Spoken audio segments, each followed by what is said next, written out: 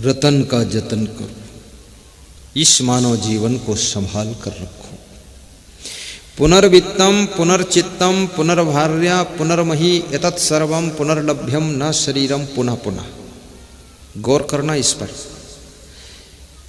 चाणक्य कहते हैं कि धन खो जाएगा पुनः मिल जाएगा, जमीन खो जाएगी फिर मिल जाएगी, पत्नी नाराज होकर चली जाएगी फिर समझकर वापस आ जाएगी, और मित्र छूट जाएंगे तो फिर मिल जाएंगे। एतत् सर्वम पुनर्लभ्यम, ये सब चीजें पुनः प्राप्त हो सकती हैं, लेकिन ना शरीरम पुनः पुनः। ये मनुष्य का शरीर अगर एक बार खो गया तो ये बारंबार नहीं मिलेगा। इसलिए मनुष्य जीवन को जतन पूर्वक संभाले। और जीवन पैसे से नहीं मिलता है, माता पिता के सहयोग से मिलता है, और आपके पूर्व जन्म के कर्मों के प्रभाव से मनुष्य का जीवन मिलता है। अगर आपके कर्म खोटे हैं तो पशु पक्षी का शरीर मिलेगा, कीड़े मकोड़े का शरीर मिलेगा, गाय भैंस का शरीर मिलेगा, सांप बिच्छू का शरीर मिलेगा, शेर बाघ का शरीर मिलेगा, कुत्ते बिल्ली का शरीर मिलेगा। लेकिन कर्म यदि अच्छे हैं तो आपको सुंदर मनुष्य का शरीर मिलेगा, और आधे गांव में और लखनादौन में ये मिलेगा, तो सत्संग सुनने को भी मिलेगा। कहते हैं कि सौभाग्यशाली आत्मा का पहला लक्षण होता है कि उसे मनुष्य का सुंदर शरीर मिलेगा, स्वस्थ मिलेगा और बुद्धि मिलेगी। दूसरा सौभाग्यशाली आत्मा का लक्षण है अच्छे परिवार में उसका जन्म होगा, धूर्त और दुष्ट परिवार में नहीं, अच्छे परिवार में। तीसरा सौभाग्यशाली आत्मा का लक्षण होता है कि जिस परिवार में उसका जन्म होगा वहां से पहले ही भक्ति और सत्संग होता होगा, वहां जन्म होगा। सौभाग्यशाली आत्मा का चौथा लक्षण है कि उसका जिस गांव में जन्म होगा वो गांव सत्संगी होगा।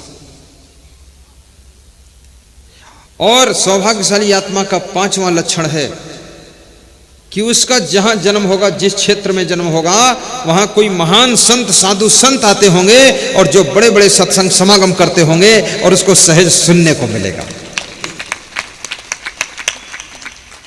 और छठा सौभाग्यशाली आत्मा का लक्षण है, सौभाग्यशाली जीव का लक्षण छठवां, कि जिस घर में जन्म होगा उस घर में हर चीज की व्यवस्था पहले से जमी होगी। मकान भी बना होगा, गाड़ी भी खड़ी होगी, सोफा सेट भी होगा, डबल बेड भी होगा और किचन भी होगा, उस घर में किचकिच नहीं होगा, तो समझ लो ये सौभाग्यशाली आत्मा यहां जन्म ले रही है।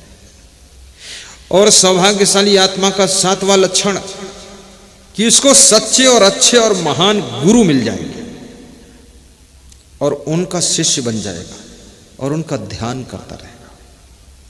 और आठवां सौभाग्यशाली आत्मा का लक्षण है कि वो बचपन से ही कोई नशा व्यसन नहीं करेगा। उसके आसपास में कितने बिगड़े लोग हों, भ्रष्ट लोग हों, लेकिन उसके अंदर एक भी अवगुण नहीं आएगा। ये सौभाग्यशाली आत्मा का आठवां लक्षण है। और सौभाग्यशाली आत्मा का नौवां लक्षण, 11 लक्षण होते हैं कि वो जिंदगी भर अपने माता पिता का आदर करेगा, बड़ों का सम्मान करेगा, पढ़ने में मन लगाएगा, शैतानी नहीं करेगा, नम्रता रखेगा। माता पिता कुछ कह देंगे, सास ससुर कह देंगे, डांट देंगे तो भी गम खा लेगा, सह लेगा, मुंह नहीं फुलाएगा। तो समझ लो सौभाग्यशाली आत्मा का नवा लक्षण आ गया है। और सौभाग्यशाली आत्मा का 10वां लक्षण, वो चरित्रवान भी होगा। उसका चरित्र चमकता हुआ सितारा होगा, जहां भी बैठेगा उसका तेज और तप निराला होगा, उसका प्रभाव निराला होगा। ये सौभाग्यशाली आत्मा का लक्षण है। और 11वां लक्षण सौभाग्यशाली आत्मा का होता है कि वो ज्ञानी भी होगा, ज्ञान की बात करेगा। स्त्री हो या पुरुष हो, लड़की हो या लड़का हो, गृहस्थ हो या विरक्त हो, लेकिन वो ज्ञान चर्चा करेगा, समझदारी से काम करेगा। और 12वां सौभाग्यशाली आत्मा का लक्षण कि हमेशा वो प्रसन्न रहेगा, खुश रहेगा। पैदल चलेगा तो भी खुश होकर चलेगा, मोटरसाइकिल पर चलेगा तो भी मुस्कुराता हुआ चलेगा, कार में चलेगा तो भी हंसता हुआ चलेगा, एरोप्लेन में उड़ेगा लेकिन जिंदगी को प्लेन रखेगा। ऐसा व्यक्ति जो होगा तो समझ लेना कि ये सौभाग्यशाली आत्मा ने जन्म ले लिया।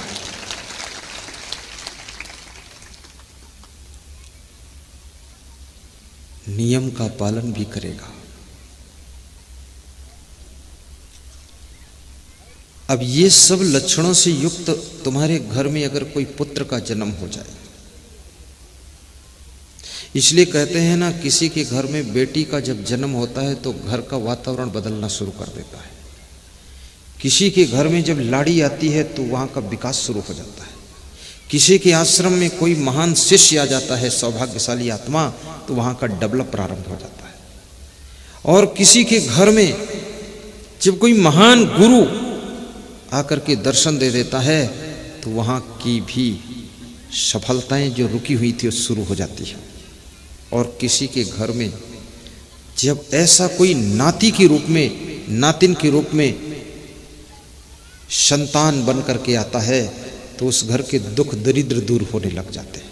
लेकिन ऐसा आएगा कैसे, ऐसी आत्मा कैसे आएगी, उसका फार्मूला बता देता हूं। जो लोग हर महीने में कुछ न कुछ सेवा और परोपकार निस्वार्थ भाव से करते हैं, कुंवारी कन्याओं को खीर पूड़ी खिला देते हैं, साधु संतों का भंडारा करते हैं, उनके पुण्य इकट्ठे होते हैं, या किसी गरीब को सहयोग कर देते हैं, या कोई समागम हो रहा है उसमें मदद करते हैं, या गौ माता की सेवा के लिए दान करते हैं, या अनाथ बच्चों के लिए कुछ दान करते हैं, या साधु संत की सेवा के लिए दान करते हैं, धर्म की रक्षा के लिए जो मेहनत करते हैं, जो भक्ति का विस्तार करने के लिए परिश्रम करते हैं, समर्पण करते हैं, या जो लोग दूसरों को अच्छी बातें सिखाते रहते हैं, खुद अच्छी बातों का पालन करते हैं, उनके इतने पुण्य इकट्ठे हो जाते हैं, इतने पुण्य इकट्ठे हो जाते हैं कि उसी पुण्य के प्रभाव से उनके घर में कोई सौभाग्यशाली आत्मा आकर के जन्म ले लेती है। ये जिनके घर में दुष्ट आत्माओं का जन्म होता है ना, ये कहीं ना कहीं चूक हो रही है।